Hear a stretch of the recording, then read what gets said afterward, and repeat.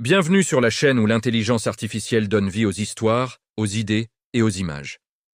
Bon visionnage, et n'oubliez pas de mettre un like, de vous abonner et d'activer la cloche pour ne pas rater nos prochaines vidéos. C'est parti. Certains hommes croient qu'ils peuvent réparer tout ce qui est cassé, les objets, les relations, les cœurs. Mais certaines choses, même avec la meilleure volonté, ne peuvent être réparées. Cette histoire est celle de David, un homme qui a toujours cru qu'il pouvait tout arranger. David avait 36 ans. Technicien de maintenance industrielle. Chaque panne, chaque erreur, chaque machine brisée tombait dans ses mains comme un défi. Il pouvait réparer tout ce qui était cassé. Tout, sauf lui-même. Quand il était jeune, son frère cadet, Lucas, était mort dans un accident. Une erreur minuscule, presque invisible. David s'en voulait depuis toujours. Réparer devenait son obsession. Tout réparer pour se racheter. Avec Claire, sa compagne, les choses se dégradaient. Il réparait leurs disputes, leurs silences, chaque malaise. Mais plus il réparait, plus il s'éloignait d'elle. Elle lui disait « Tu veux tout arranger, mais tu ne me vois plus ». Il promettait de faire mieux, mais ne changeait rien. Un jour, une panne survint sur un chantier, rien de critique, ou du moins, c'est ce qu'il pensait.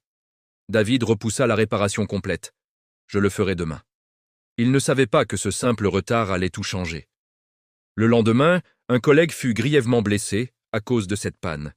David s'en voulut comme jamais. Il avait cru pouvoir réparer à temps. Il n'avait rien vu, rien prévu. La culpabilité le poussa à travailler davantage.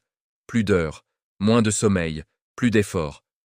Il voulait réparer tout, la machine, la relation, sa faute. Mais plus il s'acharnait, plus il se perdait.